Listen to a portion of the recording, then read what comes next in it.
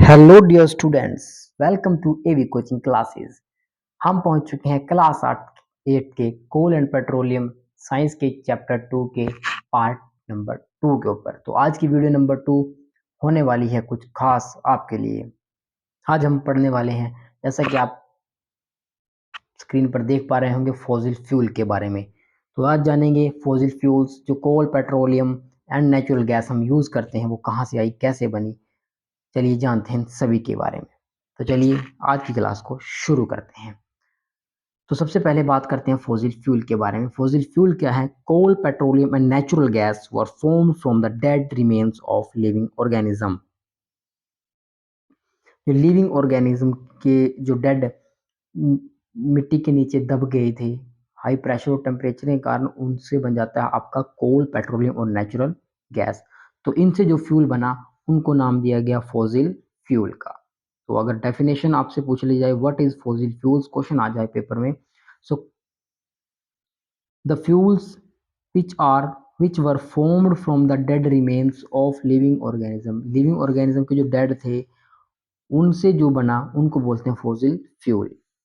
Resources such as coal and petroleum are limited.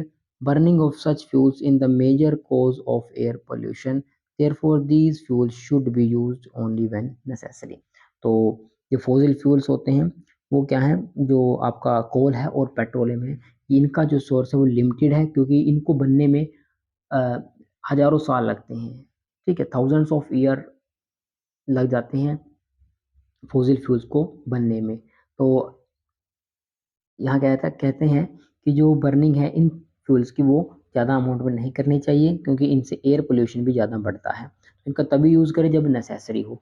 फिर है burning of fossil fuel release gas like carbon dioxide which cause green house effect.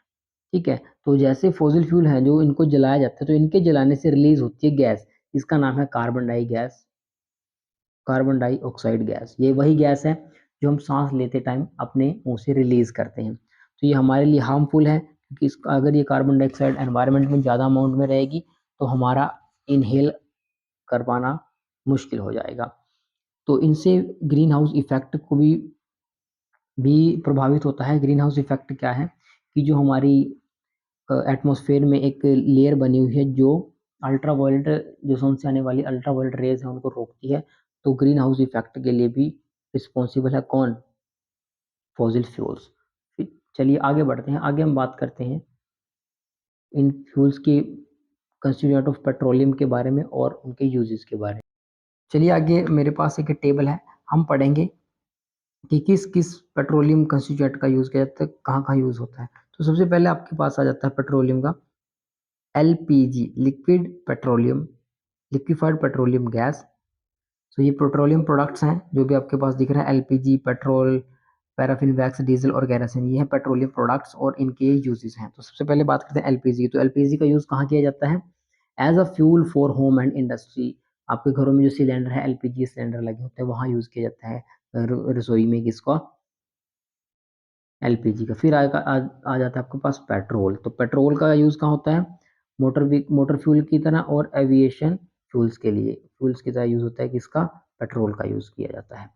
फिर आपके पास आ जाता है पैराफिन वैक्स। पैराफिन वैक्स ये भी एक पेट्रोलियम प्रोडक्ट है, जो पेट्रोलियम की एक्सट्रैक्शन के टाइम निकलती है। तो इससे बनती है आपकी कैंडल्स, मोमबत्तियाँ, वैसलीन्स और भी बहुत सारी चीज़ें बनाई जाती हैं वैक्सी प्रोडक्ट्स किससे? पैराफिन वैक्स से। फिर आपके पास आ जाता है नेक्स्ट डीजल। तो डीजल को एज अ व्हीकल फ्यूल की तरह यूज़ करते हैं ना, हैवी मोटर व्हीकल्स में जो यूज़ होता है, ट्रक, बसेस और बड़ी बड़ी ट्रेन्स हैं, ट्रेन्स में भी किसका यूज़ किया जाता है? डीजल का यूज़ किया जाता है।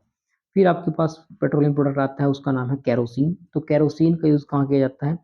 As a fuel for stoves और लैंप्स। पुराने टाइम में दादा परदादाओं के टाइम में जो स्टोव यूज़ किए जाते थे, या जो लैंप्स यूज़ की जाती थी रोशनी करने के लिए, वो किस उसमें क्या यूज़ होता था? केरोसिन ऑयल यूज़ होता था। ये कुछ कंस्टिट्यूएंट हैं पेट्रोलियम के, और ये उनके यूजेस हैं। ठीक है, तो आगे कुछ लाइनें इसके बारे में पढ़ लेते हैं। तो complete combustion of hydrocarbons lead to formation of carbon dioxide and water. Complete combustion of hydrocarbons, जो हाइड्रोकार्बन्स हैं, उनका जो कंप्लीट कंबशन से फॉर्मेशन होती है किसकी? कार्बन डाई गैस की और वाटर की। while incomplete combustion of hydrocarbons yield carbon monoxide और वाटर। लेकिन जो इनकम्प्लीट कंबशन होता है हाइड्रोकार्बन्स का, उनसे बनती है कार्बन मोनोऑक्साइड, जो वेरी वेरी वेरी डेंजरस और हार्मफुल होती है ह्यूमन बीइंग के लिए, पॉइजनस गैस होती है, और वाटर यहाँ से रिलीज होता है इनकम्प्लीट कंबशन के कारण हाइड्रोकार्बन्स के। Carbon dioxide as well as carbon monoxide are responsible for pollution. तो जो पोल्यूशन होता है उसके लिए कौन रिस्पॉन्सिबल है? कार्बन डाइऑक्साइड गैस और कार्बन मोनोऑक्साइड गैस रिस्पॉन्सिबल किसके लिए है? पोल्यूशन के लिए। तो पूछा जाए कि पोल्यूशन कैसे फैलता है, तो वो उसके फैलने का कारण है कार्बन डाइऑक्साइड और कार्बन मोनोऑक्साइड गैस का कारण। जो टेस्ट किया जाता है एमिशन टेस्ट। एमिशन टेस्ट क्या है? The test use to determine the amount of carbon monoxide in vehicle exhaust is known as emission test. तो एमिशन टेस्ट किया जाता है किसके लिए? कार्बन मोनोऑक्साइड गैस के टेस्ट करने के लिए व्हीकल की एग्जॉस्ट में से। उस टेस्ट का नाम बोला जाता है एमिशन टेस्ट। तो अभी हम बात करेंगे सोर्सेज के बारे में, कितने तरह के सोर्स होते हैं। तो दो तरह के बेसिकली हम सोर्स की बात करते हैं, नॉन रीन्यूएबल सोर्सेज और रीन्यूएबल सोर्सेज। ऐसे सोर्स जिनको रीन्यू किया जा सकता है उनको रीन्यूएबल कब बोला जाता है, यानी कि जिनको दोबारा पुनः उपयोग में लाया जा सकता है, दोबारा नवीनीकरण उनका कर दिया जा सकता है, तो उनको बोलते हैं रीन्यूएबल। और जिनका ऐसा नहीं, जिनको एक ही बार single time one time use किया जाता है, उनको बोल देते हैं नॉन रीन्यूएबल सोर्सेज। तो चलिए पहले बात करते हैं नॉन रीन्यूएबल सोर्सेज, ऐसे स्रोत जिनको रीन्यू नहीं किया जा सकता। तो the sources of energy that are consumed at a rate faster than that at which they are replenished, तो इस तरह के सोर्स को बोलते हैं रीन्यूएबल सोर्सेज। यानी कि जिनका जो कंबशन है, जिनकी जो कंजप्शन हो रही है वो ज़्यादा हो, लेकिन वो प्रोडक्शन उनकी कम हो, तो इस तरह के सोर्सेज को बोला जाता है नॉन रीन्यूएबल सोर्सेज। इसका जो एग्जांपल है वो फॉसिल फ्यूल्स। तो फॉसिल फ्यूल्स में आपके आ जाते हैं कोल, पेट्रोलियम और नेचुरल गैस। तो ये भी सभी क्या है? नॉन रीन्यूएबल सोर्सेज हैं। पहले कोल की बात करें तो कोल क्या है? It is a non renewable source of energy made up of complex compounds of carbon, hydrogen and oxygen.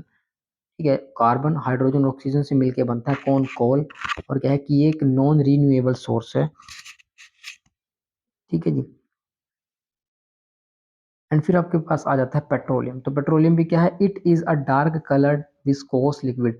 देखो यहाँ से क्वेश्चन बनता है आपके पास, व्हाट इज पेट्रोलियम? पेट्रोलियम क्या है? ठीक है, रिफाइनरी क्या है? तो ये पेट्रोलियम क्वेश्चन बनता है आपके पास पेपर में, 5 नंबर का तक का क्वेश्चन आ जाता है। तो देखिए, ध्यान से देखिए इस क्वेश्चन आंसर को। पेट्रोलियम क्या है? So it is a dark colour viscous liquid also known as crude oil और black gold. Black gold paper में पूछा जाता है, what why petroleum is called black gold. So black gold क्यों कहा जाता है? तो it is a dark colour viscous liquid also known as crude oil और black gold. So it is a complex mixture of many hydrocarbons with water, salt, earth particles and other compounds of carbon, oxygen, nitrogen और sulphur. तो बहुत सारे elements से मिलकर बना होता है पेट्रोलियम, और ये स्टार्टिंग में ब्लैक कलर का होता है।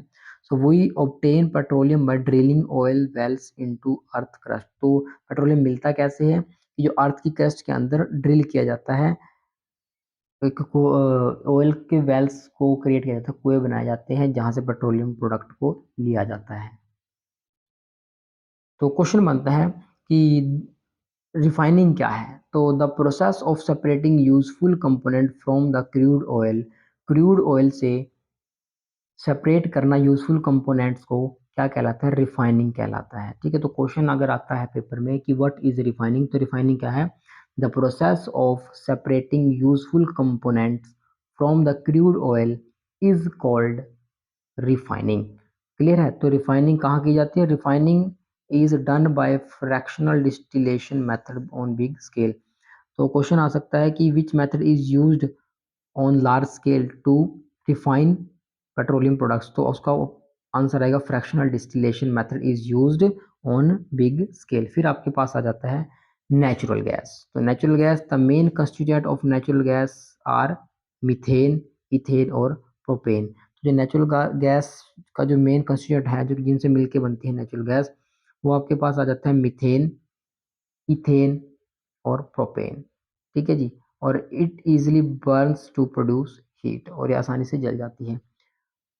एडवांटेजेस क्या हैं इनके नेचुरल गैस के? तो नेचुरल गैस क्या है कि अवेलेबिलिटी ईज़िली है, और generate heat that is easily convert into, ठीक है। और क्या है कि हीट जनरेट करना आसान रहता है इनसे, क्लियर है? जल्दी से फायर को कैच कर लेते हैं। लास्ट टॉपिक पढ़ते हैं इस चैप्टर का, रीन्यूएबल सोर्सेज। तो देखो हमारे एनवायरनमेंट के अंदर गॉड ने बिल्कुल बैलेंस किया हुआ है। तो कुछ सोर्सेज ऐसे हैं जो रीन्यूएबल हैं, जिनको हम दोबारा यूज़ किया कर सकते हैं, या हम कहें कि जिनकी जो प्रोडक्शन है वो ज़्यादा है और कंजप्शन जिनकी कम है।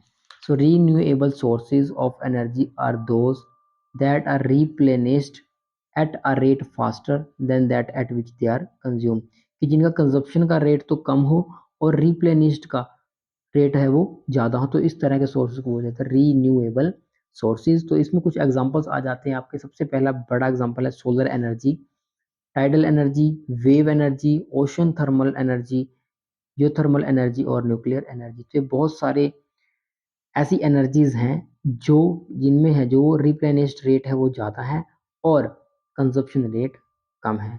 तो ये रिन्यूएबल सोर्स थे। नॉन रिन्यूएबल सोर्स के बारे में हमने पढ़ा, कोल के बारे में पढ़ा, पेट्रोलियम के बारे में पढ़ा और नेचुरल गैस के बारे में पढ़ा। तो इस चैप्टर में इतना ही।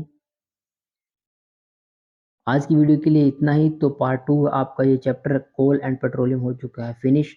जल्द ही आप कमेंट करें क्या आप इसके एमसीक्यू क्वेश्चन चाहते हैं। तो अगर आप एमसीक्यू क्वेश्चन आंसर का सॉल्यूशन चाहते हैं तो कमेंट करके ज़रूर बताएं। और वीडियो और क्लास अगर आपको अच्छी लगती है तो अपने फ्रेंड्स के साथ, अपने क्लासमेट्स के साथ चैनल के लिंक को शेयर करें, ताकि उनको भी ऐसी informative videos time to time मिलती रहे। बाकी अदर चैप्टर्स भी जल्द ही इस चैनल पर आ जाएंगे, तो आप चैनल को सब्सक्राइब करके रख लें, ताकि जितनी भी इंफॉर्मेटिव और क्लास 8 से रिलेटेड साइंस की वीडियोस हैं वो टाइमली आपको मिलती रहें। आज की क्लास में इतना ही। बने रहें एवी कोचिंग क्लासेस के साथ। तब तक के लिए शुक्रिया।